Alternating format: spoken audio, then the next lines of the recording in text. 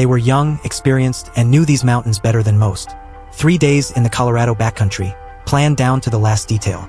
But when rescuers reached their campsite, they found everything exactly in place. Except the girls. No struggle, no tracks, no reason.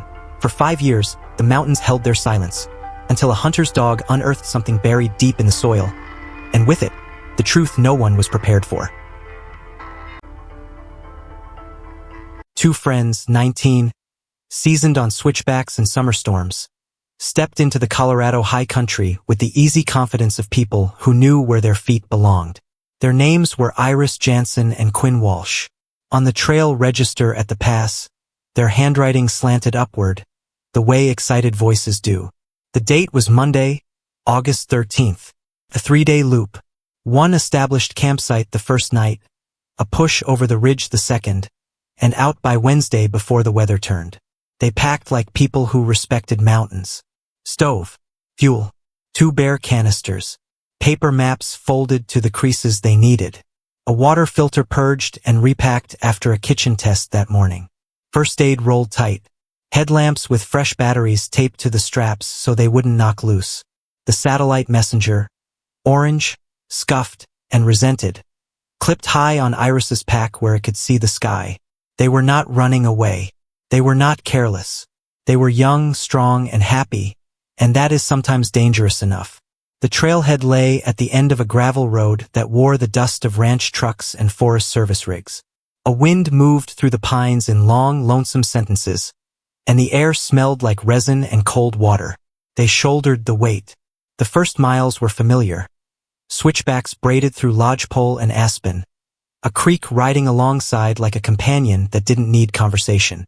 Iris, in a bright pink top and a backwards blue cap, walked with her shoulders loose, feet quick, a rhythmic clack of trekking poles on stone.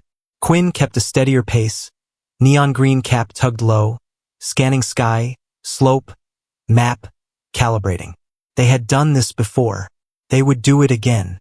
They spoke about the ridge and the wildflowers above Treeline, the short, stubborn blossoms that open like tiny fists in August.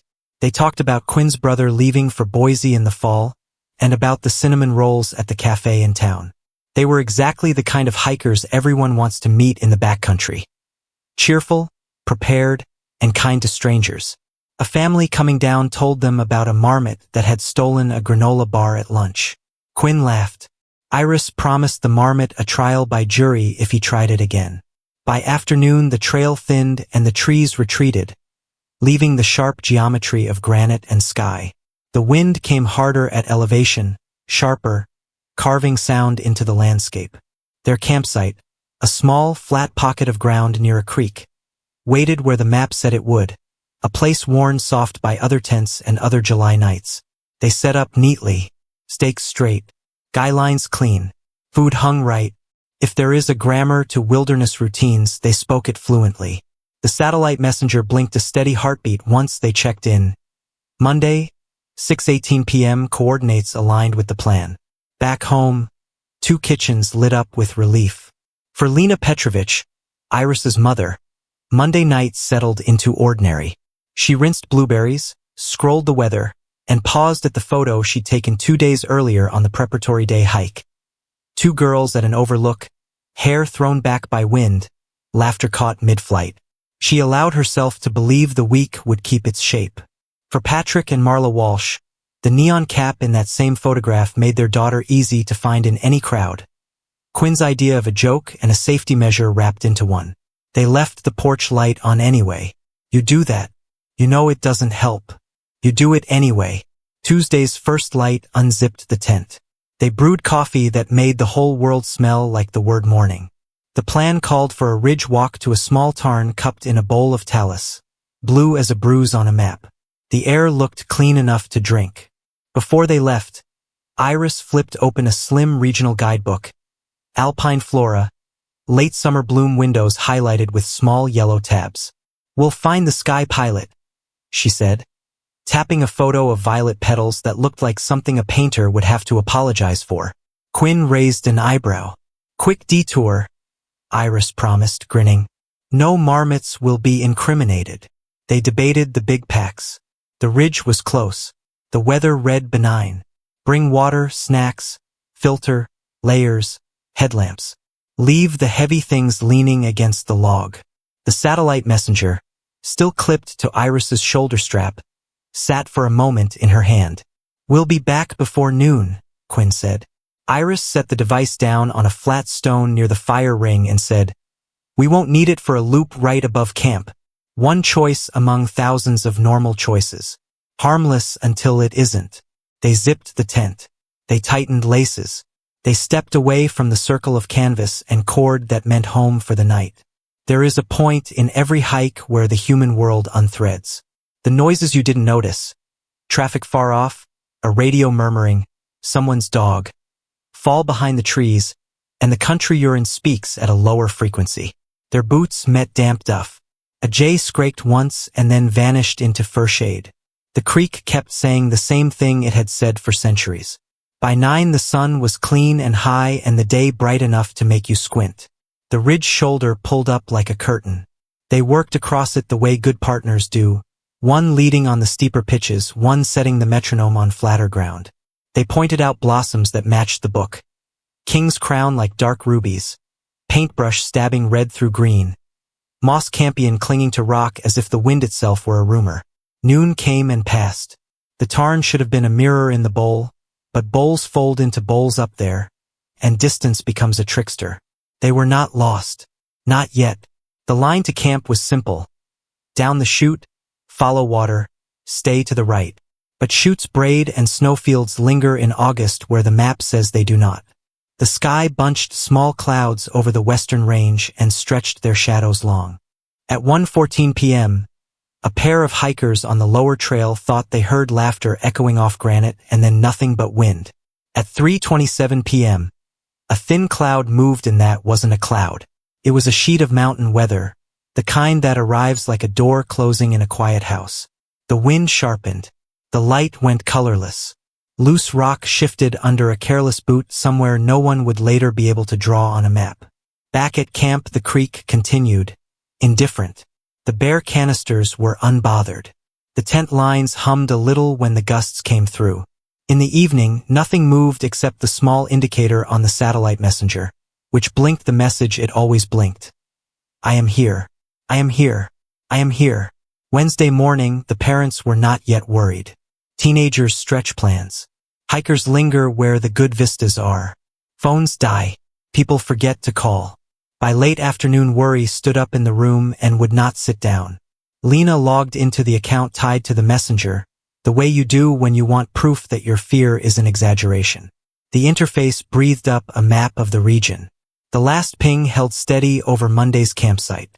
No Tuesday check-in. No Wednesday movement. No SOS. She refreshed twice. The map did not care. It was a mirror that only reflected what had already happened. She called Quinn's parents. They were already on the other line with Quinn's brother, who was trying to be the voice of reason and failing. Road slow, Patrick said, grabbing keys. We'll meet you at the trailhead. By dusk 2 cars bit gravel and skidded to a stop at the lot where the dayhike families had left chocolate-smeared wrappers and boot prints that meant nothing now. A park ranger met them with a face that had learned how to hold panic without catching it. She listened. She looked at the coordinates. She radioed. Search and rescue moves the way avalanche snow moves when there is enough slope. All at once, from everywhere. A call tree ignites. Maps appear. People who had been making dinner put on boots and headlamps. A helicopter tech checks a harness latch twice instead of once. The first teams hiked by headlamp, light swaying, breath white in the beam. A command tent went up as if it had always been planned to be there, right beside the signboard where people write their names and the names become promises. Lena stood with a paper cup of coffee that tasted like cardboard and metal and hope. Patrick pressed his palm flat to the hood of his truck and kept it there as if he could ground himself through steel. Marla's lips moved on a prayer she used to say with her grandmother and hadn't thought of in years.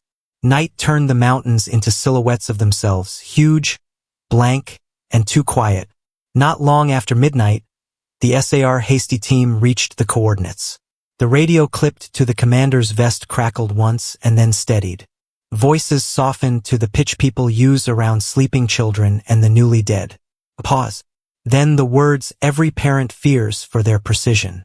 Command, we have the tent. Silence. Then, carefully, describe the scene. Two-person. Zipped. No sign of disturbance. Packs leaned against a log. Food secure in canisters. Filter. First aid. Headlamps present. Guidebook inside. Satellite unit on a rock powered. No obvious tracks away from camp. No trash. No nothing. It looks like they stood up and walked out. A campsite can be a diary. This one read like a page torn from the middle of a story. Every sentence ended in a comma. They widened the search grid. The helicopter thumped up canyon at first light, the rotor wash combing the treetops. Dogs drew vectors through the underbrush, noses down, tails low. Ground teams moved in rows so close their wrists almost touched. The creek was walked and then walked again, eyes hard on every eddy and snag. Above Treeline, the wind unspooled any scent into the next county. By noon the temperature rose, and with it the sense that time had acquired teeth. The sun made false shines on rocks that looked like gear from a distance. Radios checked in on schedule. The map at command filled with colored strings, search paths, probable routes, exclusion zones. The strings made sense on the board in the shade. In the country itself, they disappeared as soon as boot soles passed. At dusk a rescuer came down to the command tent and set a small violet flower on the corner of the table. Found this on the ridge, he said softly. Sky pilot. Pretty rare. Lena stared at it until the edges blurred. Night fell again. The second night without a sign. Coffee went from a comfort to a punishment that kept eyes open. The mountains kept their appointments with the stars and did not reschedule anything for human grief. Early Thursday, the incident commander walked from the map table to the group of parents and family who had not slept and would not. He measured his words so they would not shake. We're escalating, he said. More teams. Air support all day. We don't have signs of foul play at the campsite. We also don't have signs of anything else. That's why we keep looking in every direction. He did not add. The absence is the thing that frightens us. By late afternoon, a tech examined the satellite unit at the site. Battery good. Signal acquired. No distress sent. No movement logged since Monday evening. The little light kept blinking, loyal to a past no one could change. At home, in two houses that smelled now like cold coffee and laundry that never made it into the dryer, phones sat silent on kitchen tables. A porch light burned into daylight like a stubborn idea. Up high, wind wrote temporary languages across scree and long grass. Shadows lengthened. A jay called once, then twice, then went still. In the last usable light of Thursday, a ground team paused on a slope of graying granite, listening, the way people do when they hope a mountain will tell them something it has never told anyone. One rescuer lifted a hand. Everyone froze. A sound moved through the distance. Two notes, thin and metallic, like a spoon dropped against a pan and then smothered. The team looked at one another. They waited for it again. Nothing. Only the wind, carrying away anything small enough to be carried. The radio clicked. Negative contact, someone said, voice careful. Continuing sweep east. Below, in the command tent, the map took another pin. The flower on the corner wilted. The parents didn't move, because moving would acknowledge time, and time had become an enemy. On the ridge above, the sky lowered itself one shade. Somewhere beyond the search grid, beneath roots that gripped soil like hands, something cold and iron lay sleeping in the dark. It would be 5 more summers before that place breathed out its secret. If you're drawn into mysteries like this, stories that take you deep into places few ever see, make sure you're subscribed to our channel. That way, you won't miss the rest of this investigation as we uncover what really happened in the mountains that day. Thursday morning in the mountains starts with a kind of light that feels clean enough to touch. Down at the trailhead, it slid over the command tents, brushed against the windshields of parked trucks, and caught in the steam rising from a bank of paper coffee cups. The new arrivals, search and rescue volunteers, deputies from the county sheriff's office, and a few Forest Service rangers, moved with quiet efficiency, checking radios, adjusting straps on packs, knotting lengths of climbing rope through metal rings. Inside the largest tent, Maps of the wilderness area lay flattened under stones and coffee mugs. Bright string traced loops and lines across topographical ridges, each one a planned route. On a smaller folding table nearby, the satellite messenger sat beside a notepad with the last recorded coordinates scribbled in block letters. It blinked steadily, as if it were keeping its own kind of vigil. The first helicopter arrived just after 7 a.m., the distant thump of its rotors deepening as it dipped low over the valley and flared into a hover above the meadow beside the parking area. Dust whipped up in wide circles, lifting grit into the morning air. Lena Petrovich stood at the edge of the activity, one hand curled around a paper cup, the other gripping the strap of her jacket so tightly that her knuckles had turned white. She had been awake for more than 30 hours, sustained by little more than coffee and adrenaline. Patrick and Marla Walsh were close by, speaking in low voices to a SAR coordinator who seemed to be trying to reassure them, though his eyes betrayed the same unease everyone else was feeling. On the map, the point where Iris and Quinn had last been heard from was a small red pin buried in the green contour lines of the designated wilderness. This wasn't a weekend trail. The route they had chosen was remote and punishing, a place where weather turned quickly and rescue could take hours even under ideal conditions. Every experienced person there knew it. Once someone goes missing in country like that, the odds of finding them safe drop with each passing hour. The first team to deploy was the Hasty team, the fastest moving, most experienced rescuers, their packs stripped to essentials. They carried GPS units, medical kits, and enough water to move hard and long. Their job was to push straight to the last known coordinates and assess the scene. If Iris and Quinn were there, injured, stranded, or worse, they would find out first. Back at the parents' cluster near the vehicles, a ranger in a green jacket spoke gently, explaining that they needed to be patient and that the work was being done in layers. Lena nodded but kept glancing toward the tree line as though she might see movement, a flash of color, a sign. Patrick's eyes kept drifting toward the helicopters, his jaw tight. By 9:30 a.m., 2 more teams had gone in from different trailheads to close the gap on the grid. The radio chatter was light but steady, reports of terrain, waypoints reached, nothing unusual yet. Overhead, the helicopter made slow, looping passes, its crew scanning the ridges and drainages through high-powered binoculars, calling in any glint or shape that might be a piece of gear. The terrain was working against them. This section of the Colorado high country was all jagged ridges and narrow gullies. Dense stands of pine and spruce broken only by talus slopes that shifted underfoot. It was country that could swallow someone quickly. Around 11:15 a.m., a voice came over the radio, calm, deliberate, carrying the weight of something more than routine. Command, Hasty team to base.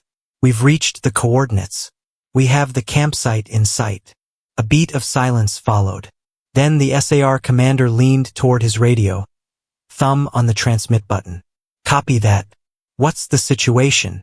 The answer came after a pause just long enough to set teeth on edge. Tent intact. Zipped. Gear present. Packs full. No sign of the subjects. Scene looks undisturbed. A few heads turned toward Lena and the Walshes. They had heard the same words, carried faintly by the open radio speaker. Lena's breath hitched.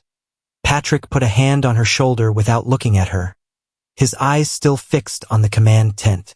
The SAR commander asked for details. The Hasty team relayed them like an inventory. 2 backpacks, royal blue, leaning against a log. Sleeping bags rolled and stored. Food secure in bare canisters. Stove, fuel, water filter present. First aid kits intact. Satellite messenger powered on, blinking. And then, finally, no signs of a struggle. No signs of animal activity. No tracks leading away from camp we can find so far. The commander scribbled notes on the edge of the map, circled the campsite, and underlined the words, "NO sign." Around the tent, the rescuers exchanged quiet glances, because in a search, no sign is worse than almost anything else. By mid-afternoon, more teams had converged on the site, fanning out in careful, overlapping sweeps. They called out regularly over the radios, their voices carrying coordinates, slope descriptions, and the occasional frustrated report of negative contact. From above, The helicopter crew reported spotting a few possible tracks in a patch of loose soil, but ground teams confirmed they were old, likely from other hikers' days before. At the trailhead, the waiting had grown heavier. The families had been moved into a smaller, quieter tent, away from the constant murmur of radio traffic. A volunteer brought in sandwiches no one touched. Lena sat with the guidebook found at the campsite, turning its pages without really seeing them, stopping at one of the yellow tabs. Sky Pilot. She whispered the name like it was something that might break if she said it too loud. As the sun angled west, the SAR commander walked into the family's tent and knelt down beside their chairs. His voice was steady but low. We've secured the campsite. We're expanding the search radius in all directions. The fact that everything's still there, it's unusual. It doesn't fit with how experienced hikers behave. We're not ruling anything out. It was the closest he would come to saying what everyone already felt, that something about this was wrong in a way no one could yet explain. By nightfall, the first day of the search had ended with nothing but a list of things that made no sense. The coordinates were fixed. The camp was whole. The two girls were gone. And the mountains, dark now under a rising moon, were not giving anything back. The approach to the campsite took longer than the map suggested. The contour lines that looked manageable in the command tent had hidden the truth. This was steep country, the kind that demands every breath and burns every muscle. The hasty team, joined now by a second wave of ground searchers, moved in measured steps, eyes scanning the slope ahead for flashes of color or the broken lines of human presence. The GPS units began to chime as they closed in on the coordinates. Through the trees, a glint of nylon appeared, a muted blue-green shape breaking the pattern of pine trunks and shadow. The first rescuer through the final stand of trees stopped and held up a fist. The rest of the team slowed to silence. It was there. The girls' two-person tent stood in a small, level clearing near the edge of a creek. The fabric was taut, staked properly, guy lines neat and symmetrical. The door zipper was closed all the way to the ground, teeth perfectly aligned, as though whoever had last used it intended to return soon. A log lay just to the right of the tent, weathered smooth. Against it, two royal blue backpacks leaned in a way that seemed almost posed, both fully packed, waist belts fastened, rain covers stowed. They were the same packs from the photograph Lena had provided, the bright nylon now dulled with dust but otherwise untouched. Inside the tent, the order was uncanny. Two sleeping bags rolled tightly and secured with straps sat side by side. Clothing was neatly folded in stuffed sacks. The remainder of their food, energy bars, freeze-dried meals, was stacked at the foot of each sleeping bag. The bare canisters sat outside the tent, sealed, with no sign of disturbance from wildlife. On a flat stone near the cold fire pit, the satellite messenger rested in plain view. The orange casing caught what little sunlight filtered through the trees. A small green indicator light blinked every few seconds, alive, functional, waiting. It was the absence that unsettled the team most. There were no scuff marks in the dirt, no boot prints leading away, no overturned gear or snapped branches. The ground cover around the tent was intact, moss still clinging where it had been for years.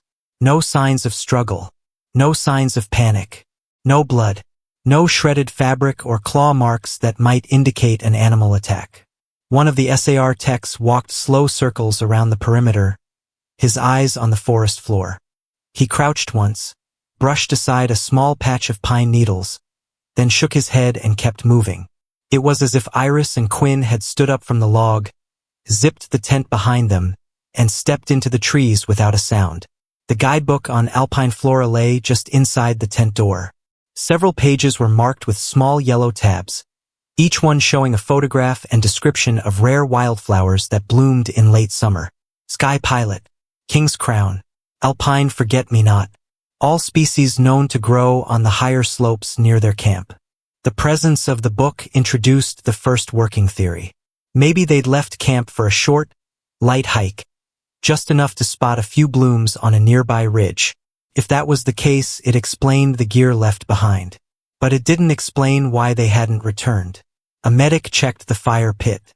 The ashes were cold, compacted, no fire for at least a day, maybe more. Water in the creek moved clear and quick. A small folding mug sat upside down on a rock as if it had been rinsed and left to dry.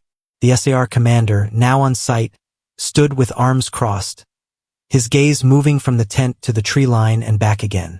"This isn't how it goes," he said under his breath, more to himself than to the team. Every item was photographed, catalogued, and logged.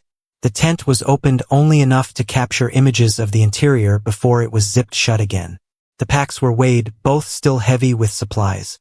The satellite messenger was powered off and tagged for transport back to the command tent for a data pull. By late afternoon, a canine unit arrived. The handler let the dog sniff around the tent, then gave the search command. The dog nosed along the clearing's edge, paused once, then twice, circling a patch of undergrowth before moving back toward the creek. The handler made a note but didn't speak. Whatever scent had been there was faint and fading. The campsite gave the rescuers nothing solid to work with, only contradictions. Experienced hikers, in perfect weather, abandoning everything essential without activating their lifeline. No sign of disorientation or urgency. No trail to follow. Back at the trailhead, as darkness closed over the ridges, the photographs began uploading to the incident laptop. On the screen, the tent looked almost staged for a catalog. Bright nylon, crisp lines, gear positioned like it belonged in an outfitter's display. But in every image, there was a hollowness, as if the air itself in that clearing carried the weight of a story cut short. By Friday morning, the search operation had doubled in size. The parking area at the trailhead looked like a small field base, lined with rescue trucks, Forest Service vehicles, and personal SUVs belonging to volunteers. A steady drone of radios filled the air, clipped voices carrying coordinates, status updates, and reminders to check in on the hour. The map at the center of the command tent was now a dense web of colored string. Red lines marked the original search sweeps.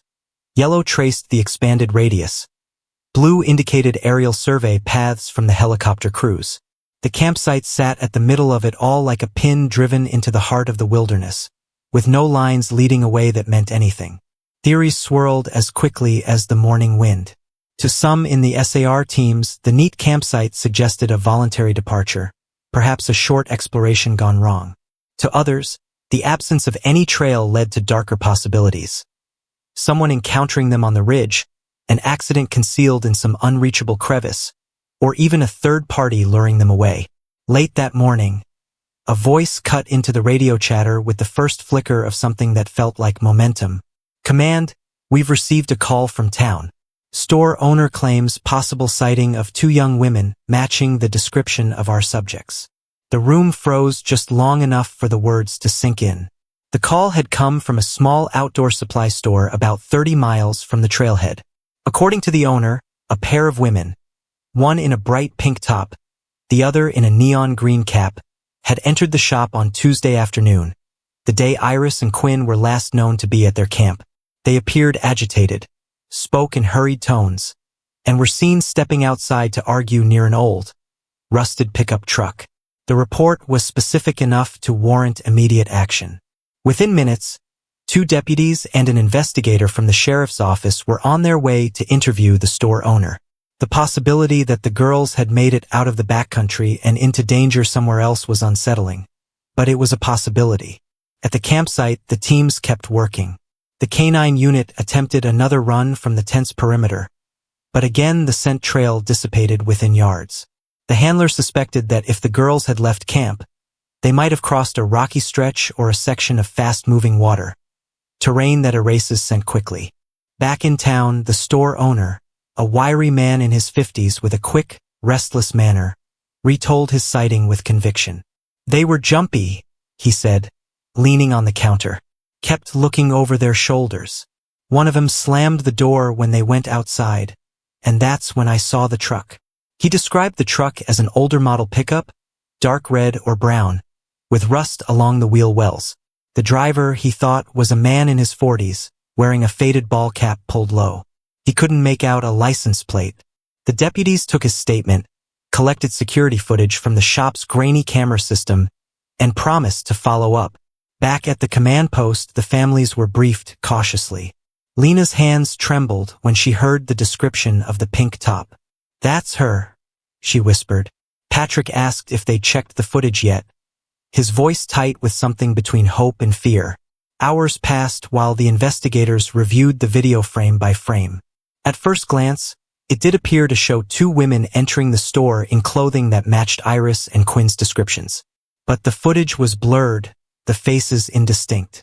A careful comparison against recent photographs led to a grim conclusion. The women were not Iris and Quinn at all. They were hikers passing through on a road trip, later identified and cleared of any connection to the case. By nightfall, the lead had collapsed completely. The truck was untraceable. The women were accounted for. Another pin was pulled from the map. The disappointment in the family's faces was stark. The brief spark of possibility had only made the darkness feel heavier when it went out. Lena kept her eyes on the ground, her lips pressed into a thin line. Marla, who had been gripping a folded copy of the missing persons flyer all day, crumpled it in her fist without noticing. The SAR commander called the teams together before they headed out for the next morning's sweep. "We chase every lead, no matter how small," he said. "And we keep pushing out from the campsite until we've covered every square mile we can. The mountains keep their secrets. We'll keep asking the questions." Out in the darkness beyond the command tent, the ridges stood like black walls against the sky. Somewhere in that maze of stone and timber, the truth still waited, silent, patient, untouched. By mid-September, the Colorado high country was shifting into a different season. In the valleys, the aspens had already begun their slow turn, leaves flashing gold in the brief hours of afternoon sun. Higher up, where Iris and Quinn had vanished, the change was harsher. The nights were sharp now, cold enough to crust the edges of creek water with a thin glaze of ice. Mornings came with frost feathering the tents at base camp and the faint crunch of frozen ground under boots. The search had been going for 4 weeks. In that time, the map in the command tent had transformed from an organized grid into something chaotic, every inch around the campsite crossed with colored lines. Routes walked, ridges checked, drainages scoured. The pins had spread farther from the center, each one marking another day's push into the wilderness. The teams were still finding nothing. No fabric caught in branches. No scraps of paper, no torn straps or dropped gear. No footprints that could be confirmed as fresh. The emptiness of it all was starting to gnaw at the rescuers. In wilderness searches, you expect to find something, even if it's not the ending anyone wants. Here, there was only the repeated return to base with packs heavy and hands empty. The weather was becoming another kind of searcher's enemy. Afternoon clouds built faster now, pulling hail and sleet across the ridges in sudden squalls. Winds rattled through the lodgepoles with a sound like a warning whispered over and over. At night, snow flurries dusted the upper slopes, melting by morning but leaving the reminder that soon the high country would close itself for the year. The families stayed at the trailhead base as much as possible, but even they were beginning to feel the pull of time. Lena sat for long stretches in a folding chair beside the tent wall, the Alpine Flora guidebook still in her lap. She had memorized the pages with the yellow tabs, running her fingers over the photographs of flowers Iris had wanted to see. Marla paced the edges of the camp, as if motion alone might summon the girls back. Patrick, quieter than either, split his time between sitting with them and helping the SAR crews haul gear from the supply truck. Each morning brought a new weather briefing, and each one was more pointed.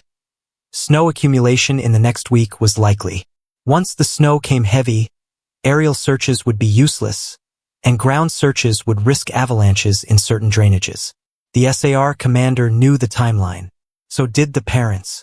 No one said it aloud, but everyone felt it. On September 17th, a storm rolled in earlier than forecast. By midday, a curtain of wet snow was sweeping across the ridges, dropping visibility to a few hundred feet. Radio traffic became harder to hear under the static of wind. The helicopter crew was ordered to return to base. Visibility in the passes was too poor to fly. Ground teams pushed another hour before the call came to pull back. That night, the dining tent was silent except for the sound of utensils against tin plates. Conversations stayed low. A few rescuers kept their eyes on the weather radar display on a laptop in the corner. The swirling mass of blue and white on the screen looked too large to be just another early storm. 2 days later, the high country was under 6 inches of snow. The search grid beyond the immediate area of the campsite became dangerous to navigate, with icy scree slopes and streams beginning to freeze over. The decision came down in the command tent on the evening of the 20th. The active search would be scaled back. The announcement hit like a physical blow. Lena's hand went to her mouth. Marla shook her head slowly, as though refusing to hear it. Patrick stared at the ground, his jaw set. The SAR commander explained that they would keep a smaller team in place for a few more days, focused on the most promising zones, but the bulk of the operation would have to stand down until spring. By the morning of the 23rd, the base camp began to thin. Trucks loaded with gear and supplies headed down the gravel road. Volunteers hugged the families, offering words that felt inadequate against the emptiness the mountains had left them with. The maps were rolled up, the strings and pins removed. When the last helicopter lifted away that afternoon, the sound faded into the kind of silence you only hear in deep wilderness. Vast, steady, and final. In the absence of motion, the valley felt heavier. The campsite miles away was still there, zip tent, full packs, blinking light. Somewhere beyond it, whatever had taken Iris and Quinn was buried under snow that would not melt for months. The families remained in town for another week, clinging to the hope that someone, another hiker, a hunter, anyone, might stumble across something before winter sealed the trail. No one did. By October, the case had slid officially into the sheriff's cold file. The paper label on the folder read missing persons. Jansen, Iris/Walsh, Quinn, August 2012. The wilderness had kept its secret. For now, winter buried the Colorado high country in silence. The snowpack came early that year, settling deep into the ridges and drainages where Iris and Quinn had last been seen. By November, the entire area was a white expanse broken only by the dark lines of timber and the occasional cut of a frozen creek. Any trace that might have existed in August, footprints, disturbed soil, broken branches, was locked beneath ice. For the families, the cold months were a strange kind of limbo. Without an active search to follow, there were no daily updates, no new coordinates to pin on a map, no volunteers to thank or question. The absence of motion was almost harder to bear than the exhausting days at the trailhead. Lena Petrovich didn't stop looking. Not in the way people meant when they asked if she'd moved on. She studied satellite maps at her kitchen table, tracing the topography around the campsite again and again, as if the lines themselves might eventually offer a route she hadn't considered. She called wilderness guides in nearby towns, asked about unmarked trails or unofficial hunting camps, took notes in a spiral-bound pad that never left her purse. Patrick and Marla Walsh tried a different approach, organizing fundraisers to keep the case alive in the public eye. They printed new missing persons flyers with brighter photos and a larger reward notice. They reached out to regional news outlets for follow-up stories. Sometimes the reporters would come. Sometimes they wouldn't. Spring brought hope and frustration in equal measure. As the snow melted, Lena contacted the sheriff's office to ask if a renewed search would be planned. The answer was always the same. No new evidence, no new funding. Officially, the case was open but inactive. That didn't stop Lena. She hired her own small search teams, retired trackers, off-duty SAR volunteers, even a pair of cadaver dog handlers from out of state. They went into the backcountry as soon as the trails were passable, starting at the campsite and fanning out in the same patterns the official search had covered years before. Each time, they returned empty-handed. By the third year, the story of Iris and Quinn had begun to take on a different shape in the surrounding communities. Locals spoke of it in lowered voices, part cautionary tale, part ghost story. New hikers passing through the area were told about the 2 girls who just vanished. Their camp found untouched as if they'd stepped out for a minute and never returned. Outfitters in town would mention the case when warning customers not to underestimate the mountains. The families learned to live in that strange overlap between public tragedy and private grief. Strangers would approach them in the grocery store with sympathy, or with theories that ranged from plausible to outlandish. A few swore they'd seen the girls in other states, traveling under different names, but every lead collapsed under scrutiny. In August 2015, 3 years after the disappearance, the sheriff's office organized a small anniversary sweep, sending a handful of deputies and SAR veterans to recheck key areas. Lena joined them for part of it, hiking into the campsite for the first time since the original search. The tent was long gone, removed after the investigation, but the clearing was the same. The log where the packs had leaned was weathered a shade lighter. The creek still moved along its shallow channel. Standing there, Lena felt a cold certainty that the place itself was holding something back, something it would never give up easily. Each summer and fall followed the same pattern. Snowmelt, renewed private searches, nothing found. By the 4th year, even some of the more determined volunteers began to drift away, the case fading from their calendars. But Lena stayed relentless. "The mountain isn't magic," she told Patrick once, her voice firm. "It doesn't make people disappear without a trace. There's something out there. We just haven't found it yet." By the summer of 2017, 5 years had passed. The case had gone cold in every official sense, yet it burned quietly in the lives it had touched. The families carried it like a weight that shifted but never lifted. The high country was as beautiful and dangerous as ever that September. Gold in the aspens, sharp blue in the sky, the wind slipping through the ridges with the same steady voice it had, always had, and somewhere, far from any marked trail, under soil packed by years of storms and seasons, the first piece of the truth was waiting for a stranger's boot step and a dog's sudden turn of the head. It would come soon. The first week of September 2017 carried the smell of change in the high country. The elk rut was beginning, low, resonant bugles echoing across valleys at dawn and dusk. For hunters, it was the time of year when the mountains felt most alive, when the stillness between those calls was charged with expectation. 58-year-old Haskell Bauer knew these ridges as well as anyone in the county. He had hunted them for decades, working the seasons into the rhythm of his life. Spring turkey, summer fishing, fall elk. His boots had worn grooves into the same game trails year after year, and his mind kept a private map of every slope, draw, and hidden meadow within 30 miles of his cabin.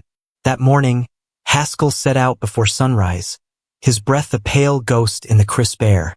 His companion, Duke, a blue-tick coonhound with a nose as reliable as any compass, trotted a few paces ahead, ears flicking at every sound. Their target was a bull Haskell had been tracking for 2 days, a heavy-bodied animal with antlers that swept back like polished handles. The trail had led them deeper into a part of the forest most hunters avoided, dense old growth, steep with sudden ravines, the kind of country where one wrong step could leave you stranded. By late morning, they were miles from the nearest marked trail. The sun was filtered to green and gold through the canopy, and the air was damp with the smell of pine needles and wet earth. The only sounds were Duke's panting, the soft scuff of boots on duff, and the occasional rustle of unseen creatures moving through the understory. It was in one of those moments of near silence that Duke's body language changed. The dog froze, head up, nostrils flaring. Then, without a glance back, he veered hard to the right, plunging toward a cluster of fallen timber. "Duke!" Haskell's voice was sharp, but the hound ignored it, nose to the ground, tail whipping in quick, anxious arcs. He reached the base of a massive tree, an ancient pine that had been torn up by a storm years before, its root ball looming like a wall of twisted wood and earth. Duke began digging furiously into the loose soil near the exposed roots, sending sprays of dirt behind him. Haskell jogged the last few yards, expecting to find Duke worrying at the scent of a ground squirrel or rabbit. But something in the dog's whine stopped him cold. It was higher-pitched, insistent, almost uneasy. "Easy boy," he muttered, crouching to see what had him so worked up. That's when he saw it. Half buried in the dark, damp soil was a bone. At first glance, he thought it might be from a deer. He'd found plenty over the years, bleached white by seasons in the open. But this one was different. It was stained a deep, mottled brown from years underground, and its shape was wrong for any animal he knew. Recognition came like a slow, cold wave. It was a human pelvis. For a moment, Haskell just knelt there, staring, his pulse drumming in his ears. Duke whined again, pawing at the dirt just inches from the exposed bone. Haskell reached out, fingers brushing the soil away in careful sweeps. More shapes emerged, vertebrae, ribs, fragments of long bones scattered and broken. And then he saw it. Wedged deep between two vertebrae was a flat, triangular piece of metal, rusted to a dark, ugly orange. It was an arrowhead, crude in design, with sharp barbs on either side, the kind meant to lodge and tear. The shaft was long gone, rotted or broken away, but the head was still embedded in the spine as if it had been driven there with force. The air around him seemed to shift, the quiet of the forest pressing in on all sides. This wasn't an accident. This wasn't someone lost to the elements. This was a killing. Haskell sat back on his heels, his mind racing. He was at least 5 miles from the nearest marked trail, well outside the original search zone from 5 years ago. There was no cell signal here, no quick way to call for help. But leaving the remains exposed felt wrong, dangerous even. He made a choice.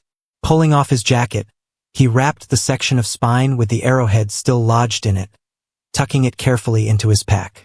The rest of the bones, he covered with branches, pine needles, and loose earth, marking the spot on his GPS with trembling hands. The hike out was long and tense. Duke stayed close now, glancing up at him as if he understood that something had changed. Haskell moved quickly but carefully, his thoughts circling the same grim facts. Human remains, arrowhead, deep wilderness. Whoever had done this had meant for it never to be found. His destination was a friend's remote hunting cabin about 5 miles away. It had a satellite phone, a lifeline in country like this. By the time he reached it, sweat had soaked through his shirt despite the cool air. Inside, he placed the bundle on the table. Under the cabin's yellow light, the bone looked even more terrible, the corroded arrowhead catching in the shadows. He snapped several photographs with his digital camera, making sure the embedded metal was clearly visible. Then he picked up the satellite phone and dialed the state police. His voice was steady, but each word felt heavy. He told them where he was, what he had found, and that he had precise GPS coordinates for the burial site. On the other end, the dispatcher's tone shifted from polite formality to clipped urgency. A team would be assembled immediately, investigators, forensic experts, evidence technicians. As Haskell hung up, Duke lay down beside the table, his head resting on his paws, eyes fixed on the bundle. Outside, the forest was silent again, but now it felt different. Less like wilderness, more like a place that had been keeping watch over something it didn't want to give up. 5 years of questions had just found their first answer, and it was darker than anyone had imagined. By late afternoon, the trailhead at the base of the wilderness had transformed from quiet dirt lot to an improvised staging area. Word of Haskell Bauer's discovery had moved fast through law enforcement channels. 2 sheriff's deputies, a state police detective, and 3 members of a specialized forensic recovery unit stood beside their vehicles, checking packs and evidence cases. The helicopter from the regional task force was en route, rotors thundering faintly in the distance. Haskell met them there, Duke tethered loosely to the bumper of his truck. His jacket was still wrapped around the section of spine with the arrowhead, cradled in his arms as if it were a fragile artifact.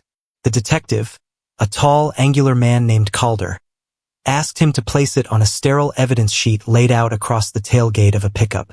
2 gloved technicians moved in immediately, photographing the bone from every angle, the rusted metal glinting under the low light of the setting sun. "What you've got here," one of them murmured, "isn't just evidence of foul play. This is deliberate, and it's old school."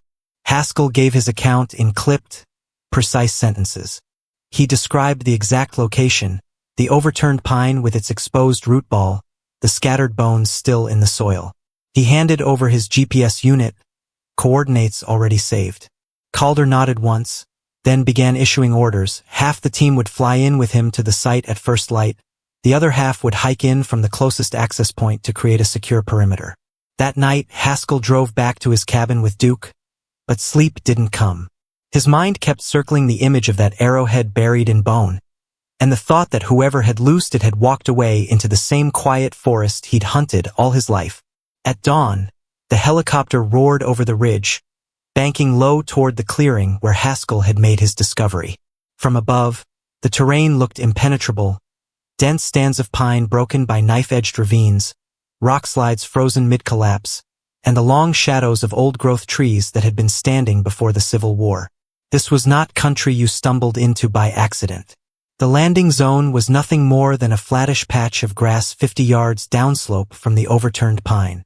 The team moved uphill in single file, packs heavy with equipment, shovels, trowels, sieves, evidence bags, high-resolution cameras. When they reached the site, the forest felt unnaturally still, as if the trees themselves were holding their breath. The ground beneath the root ball was just as Haskell had described. Disturbed earth, shallow depressions where bones had already been exposed by Duke's digging. The lead forensic tech, a woman named Vega, crouched low and began working with a narrow brush, gently peeling away layers of soil. One by one, they uncovered more. Ribs, long bones, fragments of a skull, all stained deep with the color of years underground. Some pieces were still articulated, others scattered, likely by scavengers. Every find was photographed in situ, marked with a small numbered flag, then carefully bagged. Calder knelt beside Vega as she lifted a cracked vertebra, turning it in her gloved hands. "No question," she said quietly. "This person died from a penetrating wound, and this," she tapped the rusted arrowhead still in the section Haskell had carried out, "is not a hunting broadhead you can buy at a store. This is hand-forged. Old. Someone made this." They worked the site for hours, sifting every shovelful of dirt through mesh to catch even the smallest fragments. By midday, they had recovered most of the remains, though the exact number of individuals was not yet clear. Some bones appeared smaller, possibly from a second victim, or perhaps simply scattered animal remains mixed in.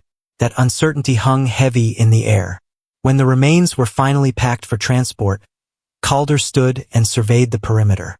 There were no trails leading in or out, no discarded gear, no modern trash. Whoever had carried the bodies here had done so across some of the most difficult terrain in the region, and they had chosen a place that, until yesterday, had kept its secret for 5 years. Back at the staging area, the remains were loaded into a state police van. The medical examiner's office would begin the painstaking process of analysis, confirming identity, cause of death, and perhaps, if luck held, preserving trace evidence from the arrowhead that could lead to whoever had been here in August of 2012. As the vehicles pulled away, Calder stayed behind for a moment, looking up at the wall of trees. Somewhere beyond that ridge was the abandoned campsite, still zipped and waiting. The arrowhead had turned this from a disappearance into a homicide. Now they had to find the rest of the story buried in a wilderness that had already proved it could keep its mouth shut. The remains arrived at the state crime lab just after nightfall. Under the sterile light of the examination room, the bones were laid out on a clean, stainless steel table, each piece in its own labeled evidence bag. Dr. Maren Kessler, the state's chief forensic anthropologist, moved slowly along the table, her gloved hands hovering above the remains as she began her preliminary assessment. From the start, there was little doubt whose case this was. The skeletal dimensions matched the profiles for both missing women, but there were more bones here than a single individual could account for. Some were smaller, slender radius and ulna bones, a jaw fragment too narrow to belong to a large adult. It was possible they had a partial recovery for both Iris Jansen and Quinn Walsh, but without DNA testing, it would remain uncertain.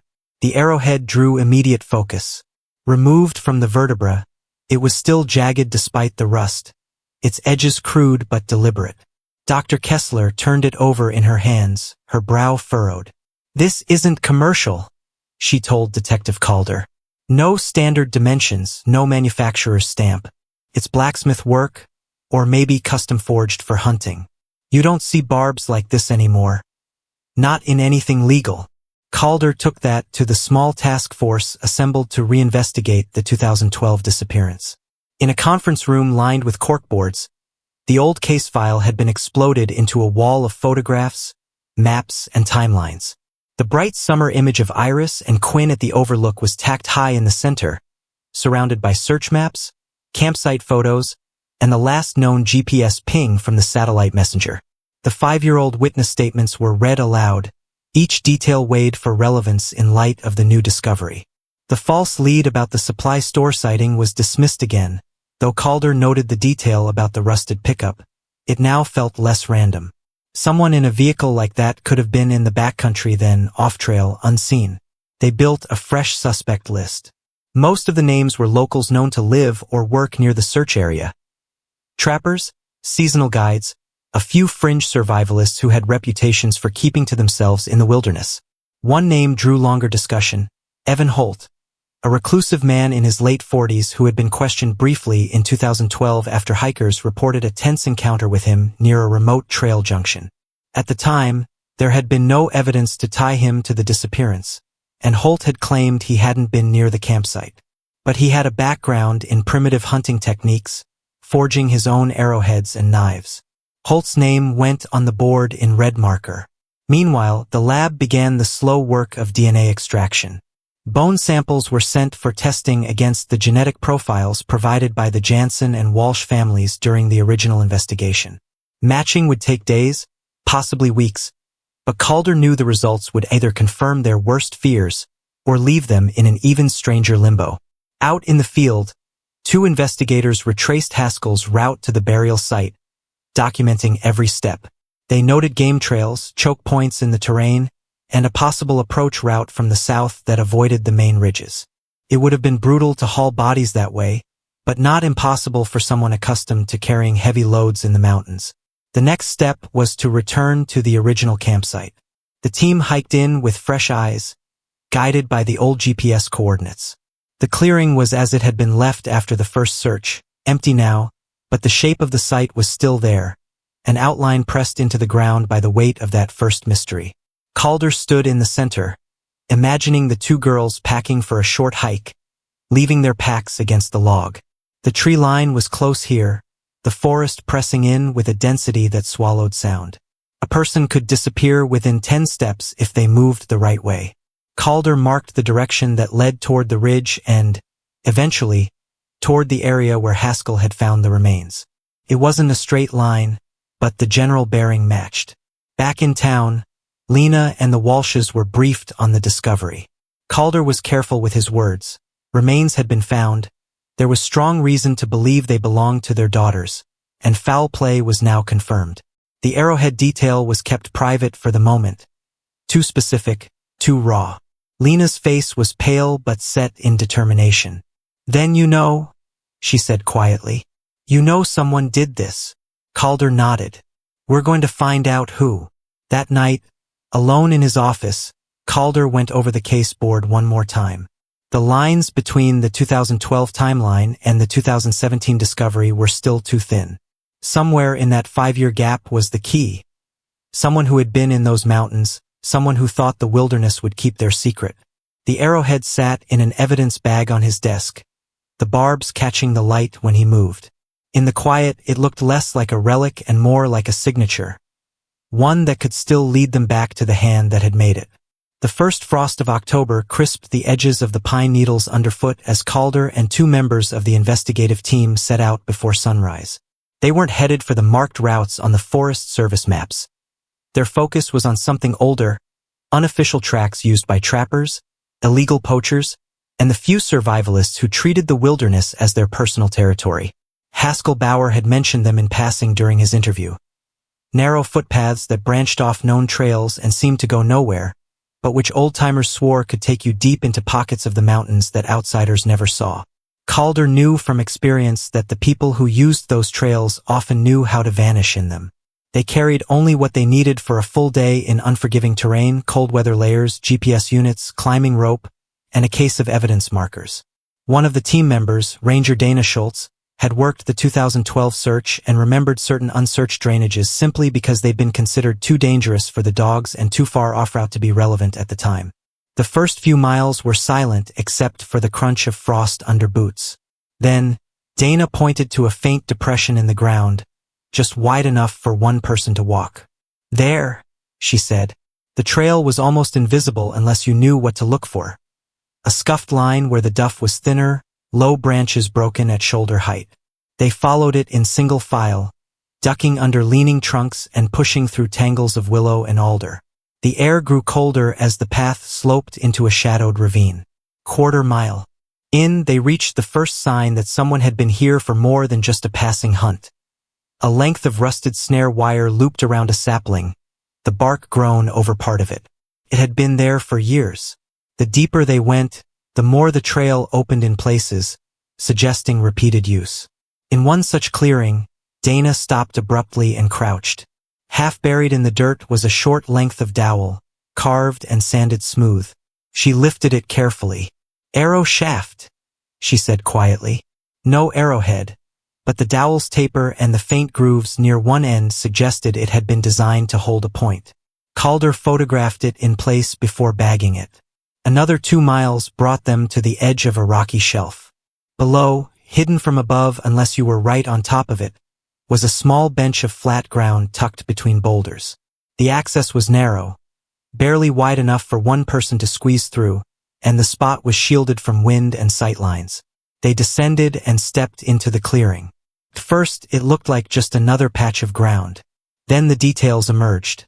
A blackened circle of stones from an old fire ring, a collapsed frame of branches lashed with paracord, a scrap of tarp half buried under pine needles.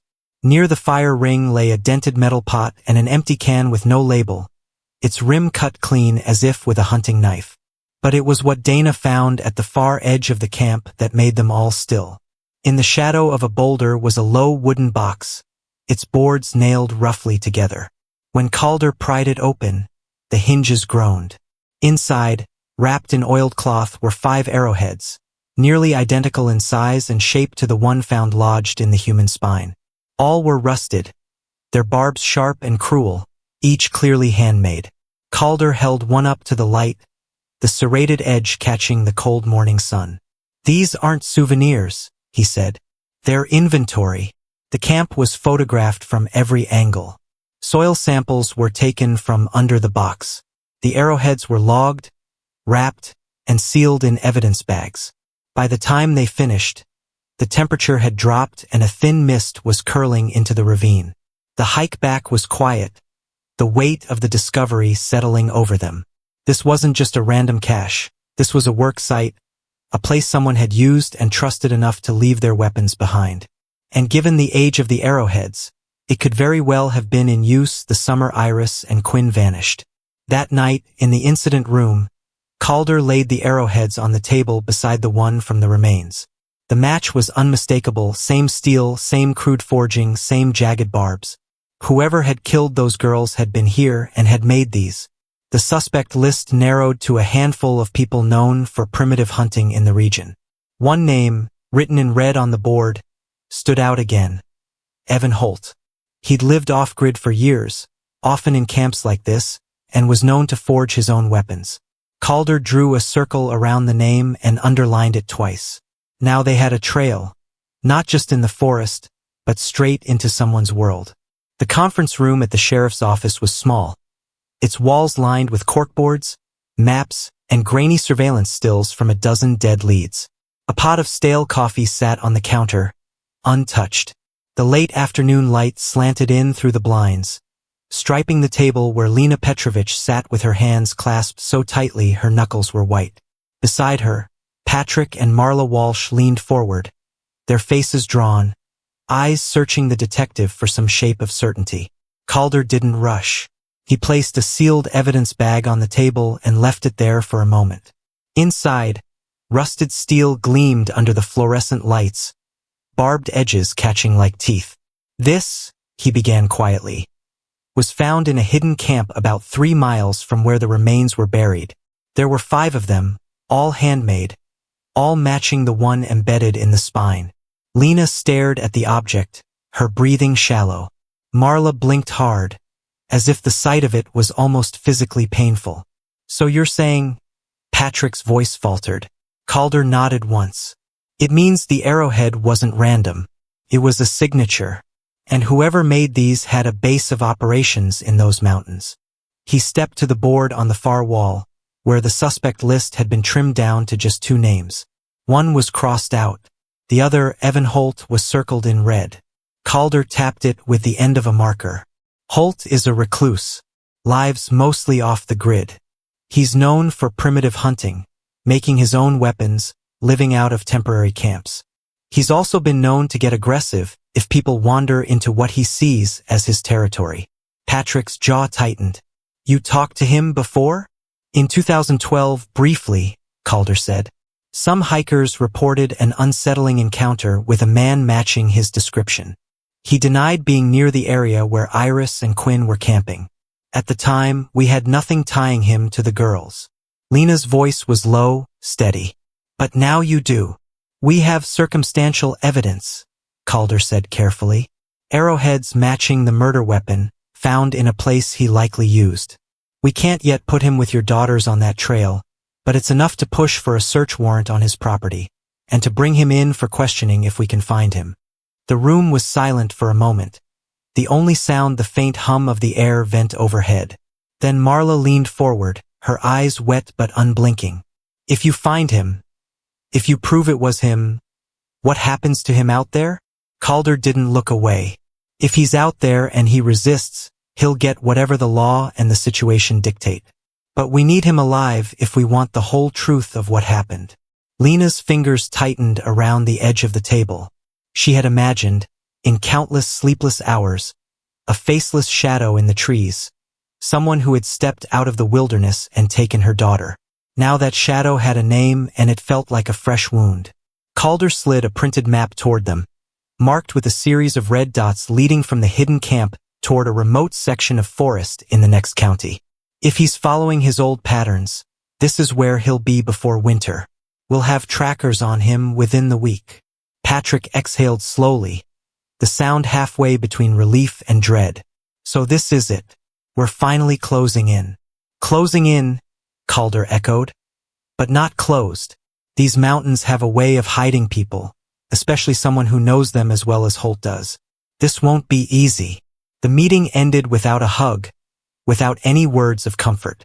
Outside, the parking lot was washed in the dim gold of an early autumn sunset, long shadows stretching across the asphalt. Lena paused before getting into her car, looking toward the ridgeline in the distance. Somewhere up there, beyond sight and sound, a man might be sitting by a fire he built himself, sharpening another arrowhead. And if he was, she promised herself, someone would be walking toward him very soon. The approach to Holt's suspected territory began before first light. A small team of deputies, 2 state police trackers, and a federal wilderness crimes investigator hiked out from a remote Forest Service road, carrying light packs and moving in near silence. Calder led them, his eyes on the topographic map folded into the palm of his glove. This was not the open alpine where the girls had camped. Here, the forest pressed in like a wall, old-growth pine and spruce, their trunks black with age, branches interlocking so tightly that daylight dripped through in thin, uneven strands. The air was still and heavy with the scent of resin and damp soil. Every step sank into a deep bed of needles, muffling the sound of boots. The trackers worked the ground like readers decoding a language only they knew. Broken twigs, faint impressions in moss, a scrap of canvas snagged on a low branch. They found signs of game trails, but also something more deliberate. Human movement, careful and patterned, looping away from obvious paths to skirt exposed ridges. By mid-morning, they reached a narrow shelf of rock above a stream. The water cut hard into the slope, forcing them to cross at a shallow ford. On the other side, the trees thinned enough to reveal a small clearing, a patch of flattened ground with a stone fire ring, blackened with soot. The ashes were cold, but a scatter of wood shavings nearby was fresh, pale against the dark soil. Dana Schultz, the ranger from the hidden trail search, crouched beside them. She ran a fingertip along one curl of shaved wood. Broadhead shaft, she murmured. Someone was making arrows here, and not long ago. They spread out, combing the edges of the clearing. It was Calder who spotted the narrow crevice between 2 boulders, just wide enough for a person to slip through sideways. Inside, the space opened into a low, shallow chamber. Dry, sheltered from rain, hidden from every angle unless you knew exactly where to look. The beam of Calder's flashlight caught on something in the far corner.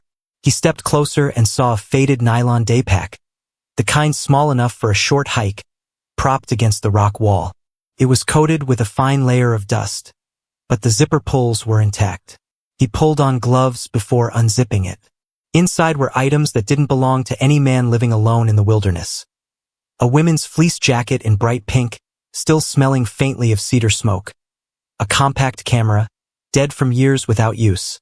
A metal water bottle dented on one side. The most chilling find was at the bottom. A laminated trail map with 2 yellow sticky tabs marking the same ridge Iris and Quinn had planned to visit the day they vanished. Every item was photographed in place before being sealed in separate evidence bags. Dana's voice was quiet when she said, "This is them. This is their stuff." The chamber gave up a few more things before the team backed out. An empty packet of alpine wildflower seeds, half a pair of sunglasses, and a small notebook filled with lists of animal sightings, weather patterns, and, buried halfway through, 2 entries with names. Iris Ridgepath and Quinn Waterline. No dates. No explanations. Just the names. By the time they returned to the clearing, the mood had shifted. The theory of Holt as a vague suspect had hardened into something tangible. The camp, the arrow shafts, the personal items. It was all here, in the deep quiet of the mountains, where no one should have been but him and, 5 years ago, 2 young women on a short hike. As they packed up, a low wind stirred through the trees, rattling dry pine needles in a sound like faint whispering. Calder looked back once at the crevice in the rock, dark and narrow, knowing it had been a hiding place not just for gear but for the truth itself. Back at the vehicles, the evidence bags were loaded into locked cases for transport. The camera and notebook would go straight to the lab, every fingerprint lifted, every digital scrap recovered if possible. Calder stood by the open tailgate, watching the sun drop toward the ridge. Holt was somewhere out there, moving the way he always had, quiet, deliberate, invisible. But now the mountains had given up something of his, and Calder planned to use it to smoke him out. They started the operation at dawn. The night before, Calder had called in every favor he could, bringing in a specialized tracking unit from the state's Fugitive Apprehension Task Force and looping in 2 federal agents familiar with remote area manhunts. This wasn't a search anymore. It was a pursuit. The evidence from the hidden rock chamber had accelerated everything. The lab had already matched partial fingerprints from the water bottle and camera to Evan Holt, pulled from an old firearms registration in his name before he dropped off the grid. The notebook with Iris and Quinn's names was the final push for a judge to issue a warrant, search, and arrest. The plan was to box Holt into a triangle of terrain bordered by the river gorge on one side, a sheer ridgeline on the other, and the only accessible pass to the south. If he was still moving along his old trapping routes, they could funnel him toward the choke point without him even knowing it. The trackers went in first, following faint impressions in damp soil. A heel drag here, a partial tread mark in moss, broken twigs no animal would bother with. Holt was traveling light. His tracks showed no heavy pack weight, which meant he could move faster than them if he sensed the net closing. Mid-morning, a cold mist settled into the trees, turning every sound into something muted and close. Calder and Dana Schultz moved with one of the strike teams along a parallel ridge, keeping radio contact with the other units through short, coded bursts. At 10:42 a.m., one of the southern teams called in quietly. "We have a sighting. Male, approximately 6 foot, carrying a bow. Moving northwest along the creek bed. No pack." "Copy." Calder froze mid-step, listening. His team leader, Agent Morales, signaled for silence. The voice came again, just above a whisper. "He's in the open now. Looks like he's checking a snare line." The units adjusted instantly. Calder's group cut downhill, using the slope to mask their movement, while Morales coordinated a slow tightening of the perimeter. Holt had no reason yet to suspect he was being hunted. If they moved too fast, he'd vanish into the ravines, gone for weeks. An hour later, they found fresh sign. A small, smoldering fire pit tucked under an overhang. Beside it, a half-carved arrow shaft, with shavings still curling from the cut. Dana crouched, touching the ashes. "He was here maybe 40 minutes ago," she said. The mist lifted slightly in the early afternoon, just enough to give a view of the next ridge. Through binoculars, Calder spotted a moving figure. Tall, lean, wrapped in a dark jacket, a bow slung over one shoulder. Halt. He paused briefly to scan the slope below him, then disappeared into the timber. The pace shifted. Radios murmured coordinates in clipped bursts. Holt was headed toward the pass, the exact funnel they'd set for him. But it wasn't over. He still had a dozen escape routes if he knew they were there. By 3 p.m., they'd closed to within a few hundred yards. The air felt wired, every snap twig a trigger in the mind. Calder kept his eyes on the ground, reading the direction of broken ferns, the angle of a heel mark in soft mud. Then came the first sign Holt might be aware of them. A sudden, hard turn in his trail, straight toward a section of jagged boulder field where tracking would be nearly impossible.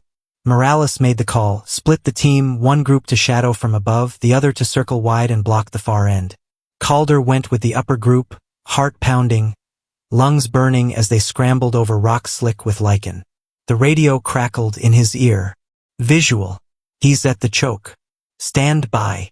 The next few minutes stretched thin as wire. Holt was moving faster now, glancing over his shoulder, his posture different, alert, tense. When Calder finally saw him again, it was through a gap in the rocks less than 50 yards away. Holt was taller than he'd seemed in the old file photo, his beard streaked with gray, his eyes sweeping the terrain like an animal scenting danger. A voice boomed from below. Morales, calling it in. Evan Holt, armed officers, drop your weapon and show your hands. For a fraction of a second, Holt froze. Then his gaze cut toward the rocks where Calder crouched. The eyes were sharp, assessing, and full of something colder than surprise. Without a word, he dropped low and vanished into the timber to his right, moving like he'd been planning this exit all along. The chase was on for real now. The forest exploded into motion. Calder and Dana plunged after Holt, boots striking rock and root. The sound of their pursuit swallowed almost immediately by the dense timber. Radios crackled with overlapping voices. Morales directing units to cut him off. Trackers calling out bearings. Everyone moving fast toward the narrow pass that was their last real chance to catch him. Holt was fast. Faster than anyone expected for a man carrying a bow. He threaded through the trees without hesitation, barely brushing branches, his route purposeful. This wasn't panic. This was a man who knew every twist of the terrain and how to vanish inside it. The slope pitched steeply downward, forcing Calder to half-slide, half-run, catching himself on trunks as loose rock shifted underfoot. He caught glimpses of Holt through gaps in the trees, a flash of dark jacket, the long arc of the bow across his back. Northwest. He's headed for the creek junction. Dana's voice came sharp over the radio. Morales barked an order. Team 3, hold that crossing. Holt must have heard them tightening the net because he suddenly veered uphill toward a jagged outcrop. Calder followed, lungs burning, the ground turning to fractured granite that rang underfoot. Holt scrambled up a narrow chute between two slabs and disappeared over the top. By the time Calder hauled himself up after him, Holt was standing 20 yards ahead, framed against the pale sky. His bow was in his left hand, an arrow already knocked. The barbed head caught the light in a way that made Calder's chest tighten. It was the same crude design they'd found embedded in Iris's remains. Drop it, Holt. Calder's voice carried hard, echoing off the rock. Below, Dana and Morales's voices rose in chorus. Don't do it. For a moment, Holt didn't move. His chest rose and fell steadily, his eyes scanning the rocks behind Calder, the tree line, the slope below, as if calculating every escape, every threat. This doesn't end your way, Calder said, voice low but firm. Put it down. Now. Holt's gaze locked on him. They came into my ground, he said. His voice was flat, almost calm. Took what wasn't theirs to take. No one listens when you warn them. Calder took a slow step forward, keeping his hands visible. You're done running, Evan. Drop the weapon. For the first time, something flickered in Holt's eyes, an understanding that the circle had finally closed. The shouts from below grew louder as the other teams closed in, their boots scraping the rock. Holt glanced toward the sound, then back at Calder. In one swift motion, he let the bow clatter to the stone and raised his hands. The tension in the air snapped like a cable under strain. Calder stepped forward, cuffing him while Dana covered the move, her sidearm steady. "Evan Holt, you're under arrest for the murder of Iris Jansen and Quinn Walsh," Calder said, the words falling into the cold mountain air. Holt didn't resist, but his eyes stayed locked on the ridge beyond Calder's shoulder. "You'll never find all of it," he murmured. By the time they escorted him down to the creek crossing, the light was thinning into evening. Holt moved without speaking, flanked by officers, the bow now sealed in an evidence bag. The mountains loomed dark above them, silent witnesses to what had just been taken from their hold. At the staging area, the cuffs were checked one final time before Holt was loaded into the back of a waiting SUV. Calder watched the vehicle pull away, the red taillights glowing against the deepening blue of the valley. For the first time in 5 years, the man believed to have ended Iris and Quinn's lives was out of the wilderness. But Calder knew that arrest was only the beginning. The truth, how it happened, why it happened, and what Holt had meant by "you'll never find all of it," was still out there, buried in the same mountains that had hidden him for so long. The courtroom was smaller than the families had imagined it would be. The ceiling felt low, the air still, the wood paneling dark with age. Rows of benches creaked under the weight of spectators. Local reporters, a scattering of townspeople who had followed the case for years, and a handful of law enforcement officers who'd worked the search. The smell of coffee and old varnish hung faintly in the air. Lena Petrovich sat in the front row, her hands folded tight in her lap. Patrick and Marla Walsh were beside her, leaning slightly forward as if bracing against an unseen wind. None of them looked at Evan Holt as he was led in by 2 deputies. His hair was shorter now, the wild beard trimmed down, but the eyes were the same, flat, searching, unbothered by the attention fixed on him. The charges were read: 2 counts of first-degree murder, multiple counts of evidence tampering, unlawful possession of a prohibited weapon. The barbed arrowheads had been classified as such under state law, illegal not just for hunting, but for their inherent cruelty. The prosecution's case unfolded with a precision that felt almost surgical.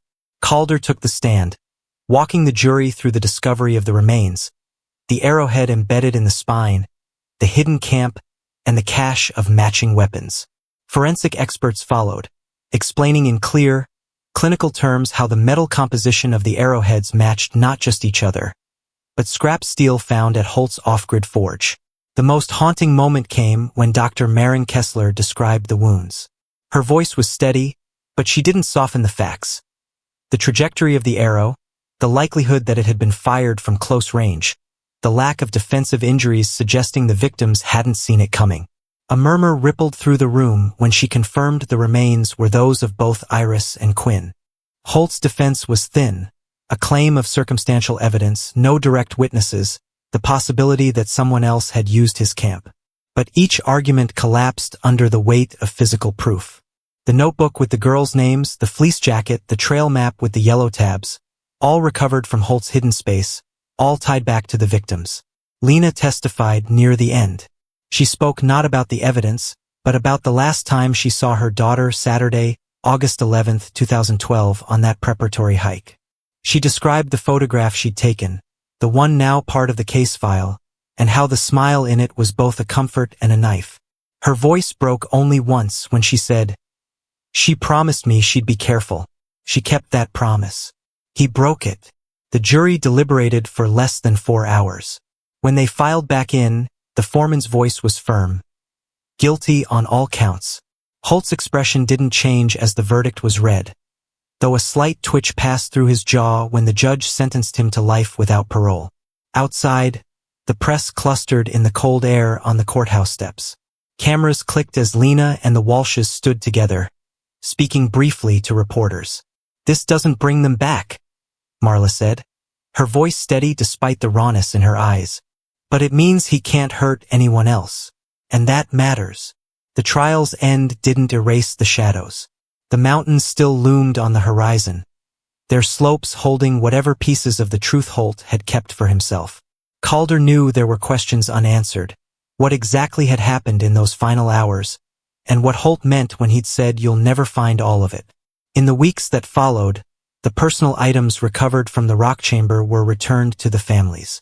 Lena kept the fleece jacket in a cedar chest at the foot of her bed, still faint with the smell of wood smoke. Patrick and Marla took the trail map, framing it behind glass, the yellow tabs left exactly where the girls had placed them. The case file was closed. The wilderness was not. The mountains looked different in winter light. Snow lay in quiet folds across the ridges, softening the sharp edges of rock, muting the greens of the pines into shades of blue and silver. The creek near the old campsite ran under a skin of ice, its voice muffled but still moving. Above it, the clearing where Iris and Quinn had pitched their tent was just another patch of snow-covered earth. Empty, silent, giving no hint of the life it had once held. Lena came here in early December, escorted by 2 rangers.